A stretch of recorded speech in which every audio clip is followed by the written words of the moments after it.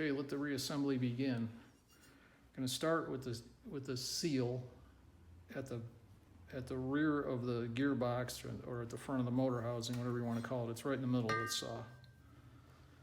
So brand new seal. So it's single lip seal. And on lip seals, you put the lip towards the oil.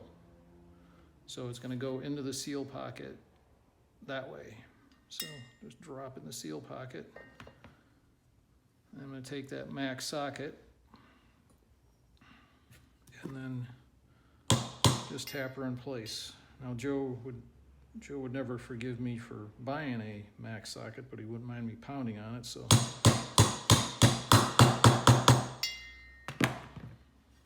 There it is.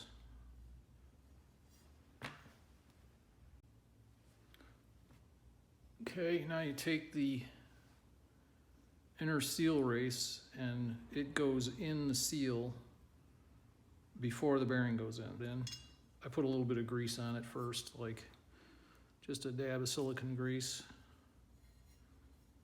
just to get that seal a little bit wet. And you can see it, I'm just pushing it back with my finger from the inside, but that's all there is to that. Okay, the first of 5 bearings. This is the bearing at the rear of the gearbox or the front of the motor, right in the middle of the saw. And this is a permalube bearing. You can see it's got a polymer seal on it, and then there's actually a solid lubricant inside, so this thing doesn't need grease. And also notice that it's the bearing that its inner race is wider than its outer race. So make sure you get the right one. And it just goes in its pocket, and this just pushes in very lightly.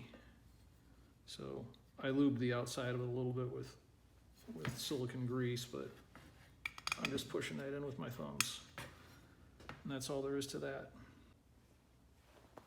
Okay, next is the bearing retainer. It's this piece of sheet metal, and it just simply drops over the bearing, and the holes are indexed. This retaining plate only goes on one way. Just you spin it around until all the holes align, and it looks like you got a 1 in 3 chance of getting it right there. And Skilsaw collection and found an extra screw. So now I'm simply gonna put them in place.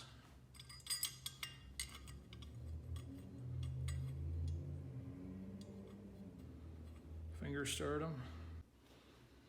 Okay, there's the screws all finger started, and you may need to fudge this bearing retainer around a little bit like I'm doing with my fingers right here. You can see it's not indexed. So I'm just aligning it over the outer race of the bearing, and then I'll snug it down and keep it aligned manually or visually. And just easy does it on the torque. You don't need to reef anything down on these saws. So get it tight, but don't overdo it. It's just aluminum. Okay, what do you mean don't overdo it? So I'm just holding the screwdriver with my index finger and thumb, and you can see my 60-year-old bone starting to quiver a little bit. That's all the more torque they need. So not loose like they're gonna fall out, but I'm not gonna reef it down so this plate deforms. And there you have it. There's the bearing. Run right in the middle of the saw. Seals in place, seal races in place. Ready for the next step. Next is the front bearing. So the original bearing is open on both sides, and it depends on the gear oil inside the gearbox to run down on it to keep it lubricated. We're going with a permalube sealed bearing. So it's sealed on one side, sealed and shielded on the other. the shield will go towards the gears. Now, there's nothing flying around inside the gearbox, so maybe it's a little bit of overkill with that shield, but it's what I had in my stock. So again, bearing, just a wee bit of silicone grease on the outer race, maybe a little extra in the housing. Shield, if you got one, towards the gearbox. Socket, Garland number 1, forgive me, Joe. And there you go. Okay, so that bearing and that bearing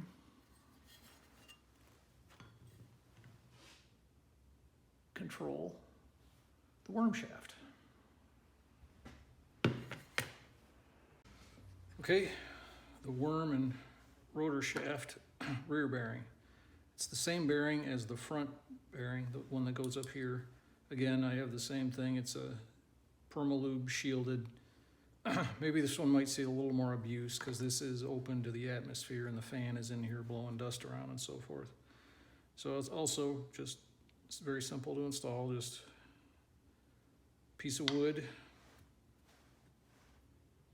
the rotor shaft, Garland number 1, and then just seat it in place. That's that. Good for another 50 years. Okay, the right hand main bearing for the main shaft. This is the bearing that fits in the bearing retainer. And normally it's an open bearing. You can see light right through it. And it rides in here. And this is the one that sits on this little spring that controls the thrust of the main shaft left and right. So it just, I'm replacing it with a Permalube, and it literally just slips in here. I just drop that in, comes right out. So you don't need to force it into the pocket, but it does press on to the main shaft. So outside, and again, this normally depends on the gearbox lube, the gear oil, but again, we're going with grease, so just tap it on. There you go. Just that shoulder on the shaft stops it. There you go, ready for service. And she just rides in this bearing pocket, and the little spring does its thing. You can see it springing it back out. That's all there is to it. Okay, replacing the stud. Went to the old hardware bin. I found a piece of ready bolt, just plain steel ready bolt, and a couple of stainless steel round head screws. So I'm going to use these because I want stainless, so it's pretty easy. Just going to use my Dremel and whack off a chunk, and that's going to be that. So here it goes. Looks like about the right length. Down. I'm just going to bevel the edge.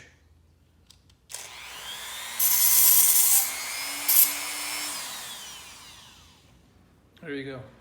One homemade stud. Now I'm just going to slot the end of it so I can turn in with a screwdriver. I could go by a long set screw, but I had this, so here it goes.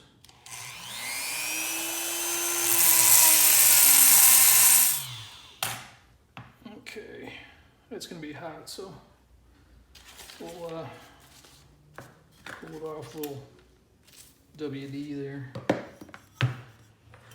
We're going to just take a thread chaser, and it's just a 5/16, and just make sure these threads are clear. This thing's been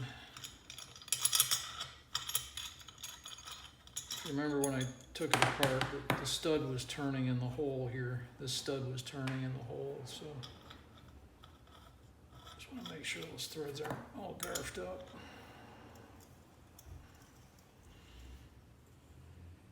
I really don't want to helicoil it, but they look like they're salvageable.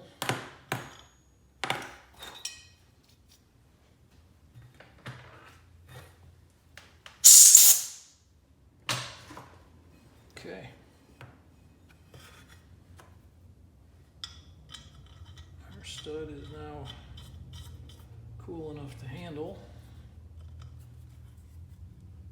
And there you go. Out with the old, in with the new. Stainless steel, ready to go. Okay, I decided I didn't like the way this old 80-year-old electrical tape looked on these brush terminals. So I just put I slid a piece of shrink wrap over the tape and just heated it up and squeezed it down with my pliers. Looks a little bit gnarly, but one extra layer of insulation never hurt anybody. Other than that, these wires are in really good shape. So that's the extent of the electrical rebuilding.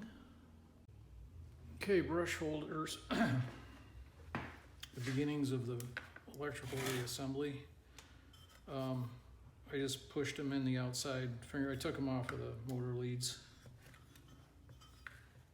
Just pushed them in finger tight into the brush pockets on the motor housing. And I'm just gonna tap them in gently with my Garland number 1. Just okay. Sometimes these don't want to go together, so just as a trick,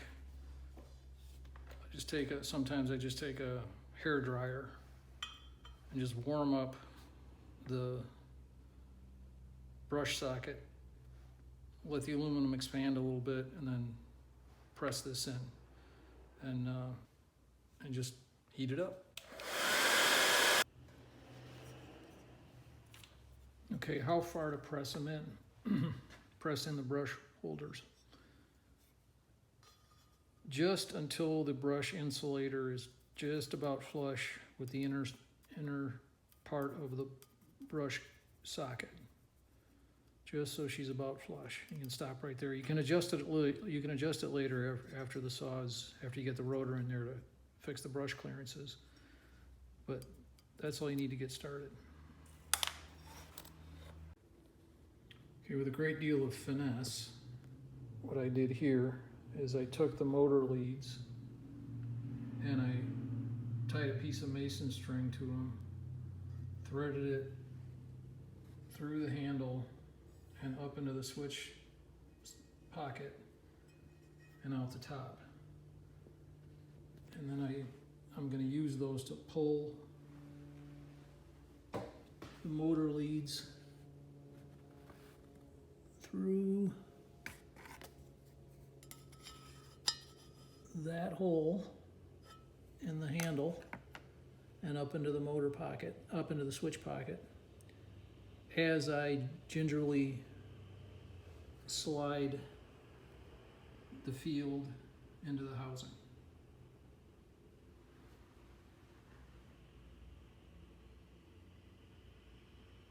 Here it goes.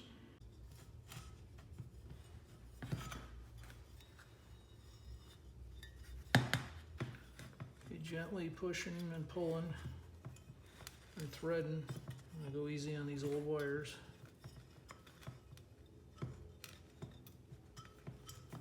The motor started. And keep in mind the switch leads go down to the bottom of the motor housing.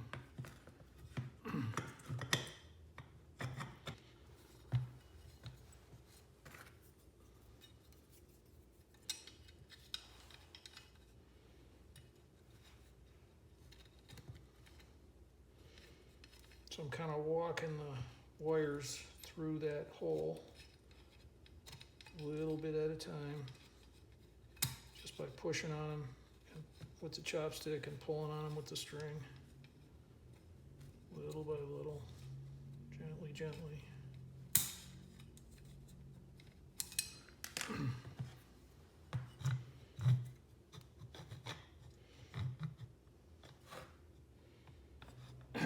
And then the motor will land on its mounting bosses. And then just to keep her in place, my fingers start the field mounting screws. Okay. Field's all the way home, and these screws are just temporarily in there, and you can see the switch leads came all the way through. So just a lot of finessing, pushing, pulling, tugging, twisting, turning, gently, gently, gently. Just don't force her. Just take her easy, take her easy. Okay, next task is to get the little paper washers onto the brush holders inside the motor housing. And the weapon of choice is the longer Utica tool needle nose. I just reach down inside, probably really hard to see this, but reach down inside and land the paper washers on top of the brush holders and finesse them in place with the chopstick.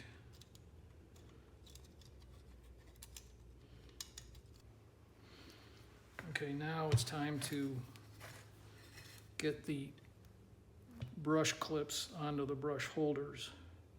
And that's also a finesse operation. I'm gonna do it with a screwdriver, a little bitty screwdriver, the Utica Tools needle nose, and the chopstick. I'm just gonna basically pull those springs open, pull the tabs on the springs open, and push them on top of the brush holders over the paper washers. Okay, I'm going to try to show you this in an extreme close-up. So what I've done here is I've got the little cheapy lamp, USB lamp taped on here, and I've grabbed, you can see me poking through the back here with this little screwdriver. I've grabbed one of the springs with the Utica needle nose.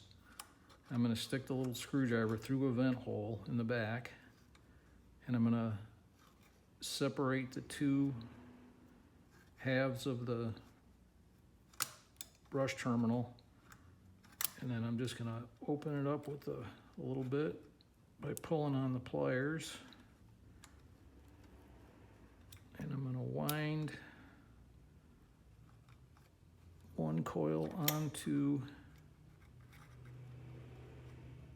try to wind one coil onto the brush holder.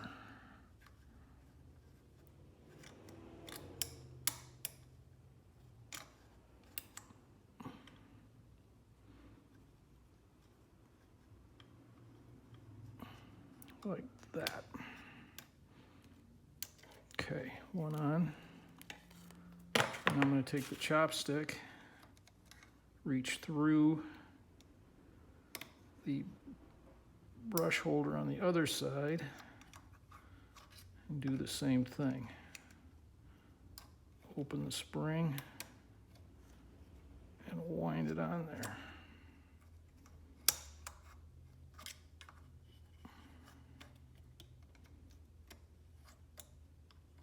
Like that. And there you go. Pretty as you please. The other one's already on there. I'll shine the light through the other direction. You can see the other one's already on there. So that's how you re-engage the brush holders. Okay, to finish out the field assembly, we're going to install the sheet metal air deflector, sheet steel air deflector. I took out the long number 8 screws. They go through there like so. Little brass spacer goes on them. And down into the casting they go.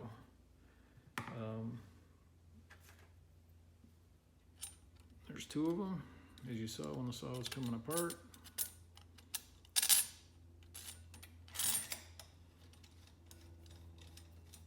Run them in finger tight, make sure they don't cross thread, and just run them down. Again, don't, easy does it on the torque. Nothing needs to be reefed down on these saws, just snug them up and that's good enough. So you may be asking why this deflector is so important to cooling. Well, what it does is it forces the fan, which is right here, to draw air up the middle of the motor field and rotor. So if this wasn't here, the fan would draw air from the cavity outside of the motor, outside the field, and less air up the middle, which means the rotor would be getting less cooling air. So the rotor would overheat.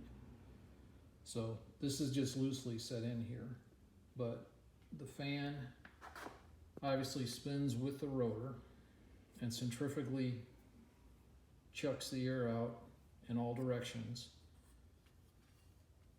and that comes out through these exhaust holes. And this deflector and the fan fit snugly or tightly or closely to the inner circumference of the front of the motor housing. That prevents the fan from drawing too much air around the outside, from around the outside of the field here, because that would cool the outside of the field and not the rotor. So the cooling air comes in these vent holes in the back, so right by your hand, through the motor housing, but up the middle primarily, around the rotor, through the center of the field, and then is ejected in this slot right here, out through the exhaust holes. So again, without that, it would flow more air around the outside, cooling the field nicely, but not doing much to help the rotor. Okay, replacing the strain relief spring. So what I did is I just went and got a tension spring from the hardware store and cut the little loop ends off of it. It's just you can see them here. Cut them off with my Dremel. Don't use fencing pliers or side cutters. This stuff is really hard. It'll just garf up the jaws. So I just chopped them. I just whacked them off, polished the ends a little bit with my Dremel, just with the grinding wheel. Torqued it into a 5/8 18 nut, clamped up here in my Motors Falls number 127, and there you go. And you can see, I just stick that old grody cord in there just to get an idea of how this is going to work.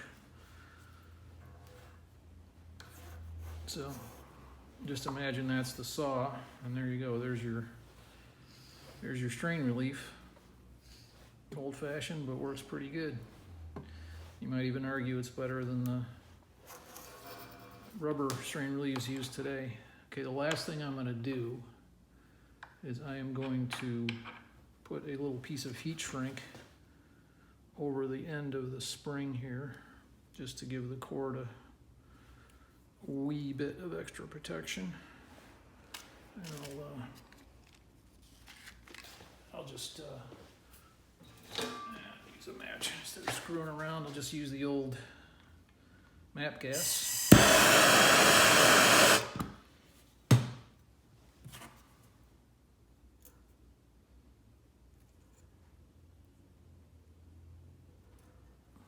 Let that cool for a second.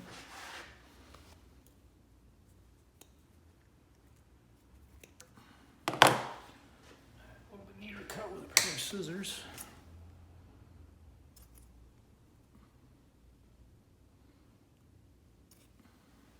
And there you go. That's all there is to it.